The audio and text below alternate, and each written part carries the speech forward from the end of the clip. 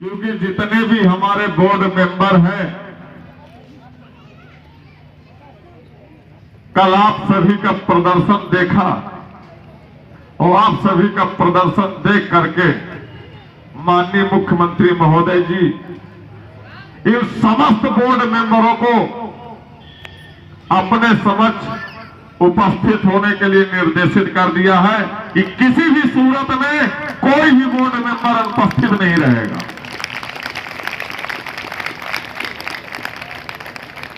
जल्द ही परिणाम भी आएंगे। रख हौसला वो मंजर भी आएगा और प्यासे के पास चलकर समंदर भी आएगा। अपनी ताकत को आप इसी तरह बना करके रखें। जीवन बहुत लंबा है, नौकरी बहुत लंबी है। ये नहीं है कि हम ये संघर्ष करने के बाद जीत गए, जीतने के बाद जो 12 वर्षों में हुआ फिर उसी स्थितियों में चले जाए। तो ये याद रखना साथियों, जैसे आज एक गांठ में गांठ बंध गए हैं, उसी तरह बंध करके रहना, बिखरने की कोशिश मत करना, वरना ऐसा बिखारा जाएगा कि समेटे समेटोगे नहीं। इसलिए बंधे रहना और आगे जो भी आएगा उसको भी बांध लिया जाएगा और जो भाग करके जाएगा उसको छोड़ दिया जाएगा। इसी क्रम में आप सभी के बीच हमारे श्री सियाराम जी आए हुए हैं। मैं उनके लिए एक बार जोरदार तालियों से स्वागत कर दीजिए। राष्ट्रीय संयोजक ट्रस्टी रक्षा और विभिन्न नागरिक कर्मचारी महासंघ ट्रस्ट OEF रक्षा मंत्रालय भारत सरकार। मैं उनको बुलाना चाहूंगा आप लोगों के बीच। हमारे कर्मचारी साथियों को आश्वस्त करें। एक बार जोरदार तालियां।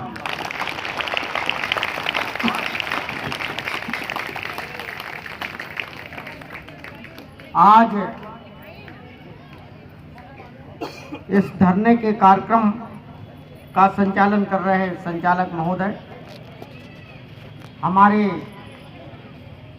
आप लोगों का नेतृत्व करते हुए श्री कौशल किशोर आदित्य जी, जो कि बहुत ही साहसी हैं और लगातार इस धरने का आयोजन आपके और इस देश के हितों में कर रहे हैं।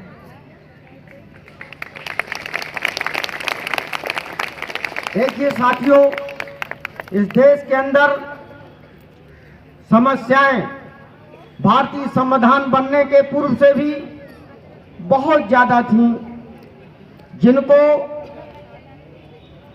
समाप्त करने के लिए हमारे बोधिसत्व बाबा साहब डॉक्टर अंबेडकर जी ने इस देश की समस्या को समाप्त करने के लिए लेबर मिनिस्टर रहते हुए, श्रम मंत्री रहते हुए श्रम और कानून बनाए। उसमें से सबसे पहले उन्होंने आपके कार्य के घंटों का निर्धारण किया, क्योंकि आपके कार्य के घंटे 12 घंटे से अधिक ड्यूटी आपसे ली जाती थी। किंतु बाबा साहब डॉक्टर अंबेडकर कानून मंत्री रहने के दौरान और श्रम मंत्री रहने के दौरान उन्होंने आपके कार्य के घंटे 8 घंटे निर्धारण किए और रविवार का साप्ताहिक अवकाश भी निर्धारण किए। ये हमारे लिए एक बहुत बड़ी चुनौती थी, क्योंकि हम लोग बंधुआ मजदूर थे। इस देश की रूढ़वादी मानसिकता के लोगों ने कुछ विशेष वर्गों को बददलित बनाया और उनको कमजोर बनाया और गुलाम बनाने के लिए उनको पीढ़ी दर पीढ़ी कर्ज दे करके उनके बच्चों को गुलाम बनाए रखने का जमींदारी शासन प्रणाली लागू की। जब इस देश के अंदर आजादी मिली, तो आजादी मिलने के बाद देशी रियासतों को खत्म करने का काम किया और उन देशी रियासतों को खत्म करने के लिए बाबा साहब डॉक्टर अम्बेडकर ने बाद में शेतकारी कानून लाया। शेतकारी मराठी भाषा का शब्द है जिसमें उसको बोलते हैं खेत। खेत में बंधुआ मजदूरी होती थी क्योंकि कुछ लोगों के पास जमीनें नहीं थी। आप लोगों ने जो यह कार्यक्रम किया, आपके अध्यक्ष जी कौशल किशोर आदित्य जी के नेतृत्व में जो चल रहा है, मुझे लग रहा है कि आदित्य जी बहुत साहसी आदमी हैं और आप लोग भी साहस के साथ मैदान में जुटे हैं। इन्हें सारी समस्याओं के निराकरण के लिए जब बाबा साहब अकेले थे तब उन्होंने कितना संघर्ष नहीं किया होगा साथियों। आज तो इस देश के अंदर भारत का संविधान निर्मित हुआ और इस भारत के संविधान में हमको जो मूल बात मिली है वो है हमारे मौलिक अधिकार। हमारे मौलिक अधिकार जो हैं वो प्रदत्त हैं, क्योंकि इस देश के अंदर जो भी अधिकारी बैठे हैं वो निचले स्तर के कर्मचारी बी और सी ग्रेड के कर्मचारियों का सिर्फ उत्पीड़न करना चाहते हैं। जिस तरीके से हिंदू व्यवस्था के तहत सबसे नीचे वाले लोगों का उत्पीड़न होता है, उसी तरीके से आज देश के अंदर हर डिपार्टमेंट में, चाहे वो डिफेंस का रक्षा मंत्रालय हो, चाहे उपवन में लगे हुए कर्मचारी हो, वो सभी कर्मचारियों को उत्पीड़न सने सने किसी न किसी रूप में करते हैं। इसलिए हम अपने मौलिक अधिकारों को समझें। हमारे अनुच्छेद 311 के अंतर्गत ये मौलिक अधिकार प्रदत्त है।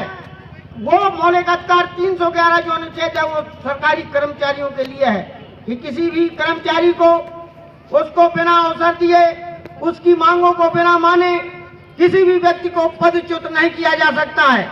इसलिए कोई भी व्यक्ति आपको पकड़ रहा है, ले जा रहा है, मुकदमा कायम कर रहा है, तो हमें संविधान में अधिकार है कि हमको जेल में नहीं डाल सकते, ना हमें नौकरी से हटा सकते। साथियों, ये भारत के संविधान की ताकत है।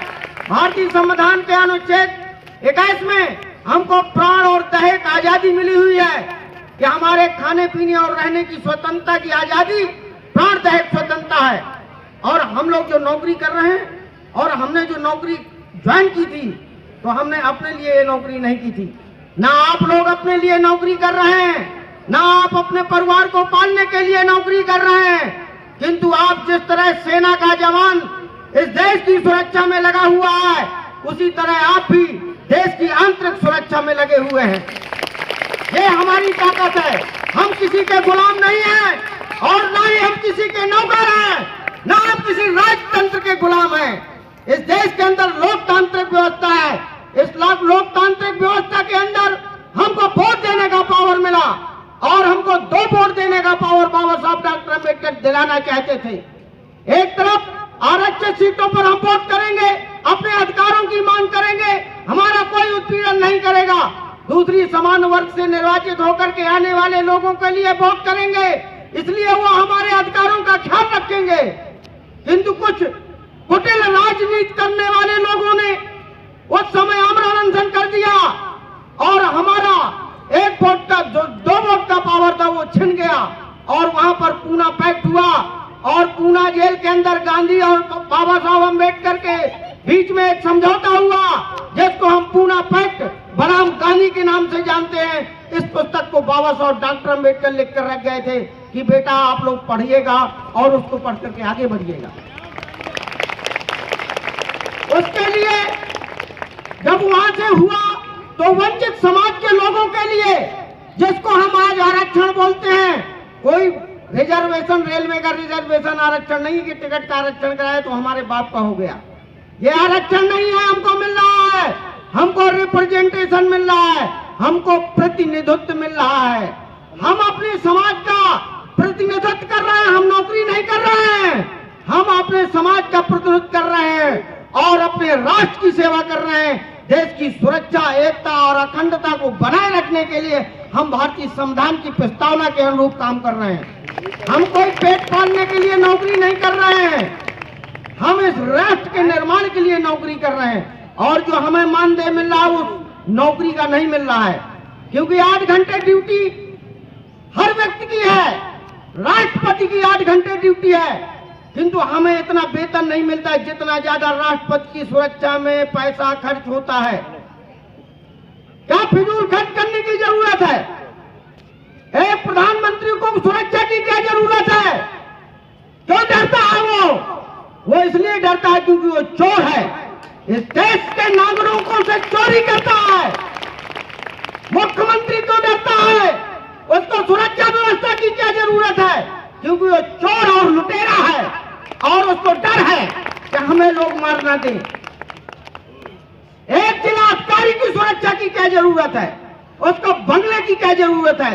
क्योंकि वो भी चोर है, लुटेरा है, वो टैक्स में चोरी कराता है और जब हम कंप्लेन करते हैं तो वो उसके लिए रिकवरी नहीं करता, किंतु भ्रष्ट अधिकारी उस आदमी को छोड़ देते हैं। जो राष्ट्र के खिलाफ काम कर रहे हैं उन लोगों को इस देश की सरकारें संरक्षण दे रहे हैं, इस देश के माफिया जो अधिकारी हैं वो संरक्षण दे रहे हैं। इसलिए आपकी जो ताकत है, संगठन की ताकत संघे शक्ति है। हमको समाचार के माध्यम से मालूम चला था आपके बीच में एक डॉक्टर अतिथि पायन जी है जिनसे हम संपर्क में, उन्होंने एक वीडियो भेजा था। तब हमने इस मुख्यमंत्री को 5 जनवरी को आपके समर्थन में एक पत्र भेजा था, मैं उसको पढ़ के आपको बता देना चाहता हूं। सेवा में माननीय मुख्यमंत्री जी उत्तर प्रदेश सरकार 5 कालीदास मार्ग लखनऊ उत्तर प्रदेश, वैसे मांगे पूरी करने हेतु निवेदनात्मक समर्थन पत्र हमने 5 तारीख को अपने संगठन की ओर से समर्थन जारी किया था। माननीय अनुरोध है कि स्मारकों, संग्रहालयों, संस्थाओं, पार्कों व उपवनों आदि की प्रबंधन, सुरक्षा एवं अनुरक्षण समिति लखनऊ उत्तर प्रदेश के कर्मचारियों द्वारा विगत कई दिनों से धरना जारी है, जो कि संवैधानिक रूप से उनकी मांगों के हित में है। कर्मचारियों के कल्याण हेतु रक्षा और विभिन्न नागरिक कर्मचारी महासंघ ट्रस्ट उनकी मांगे पूरी करने का निवेदनात्मक समर्थन पत्र आपकी सेवा में प्रेषित कर रहा है। निम्नलिखित मांगे पूरी करने की मांग करता है।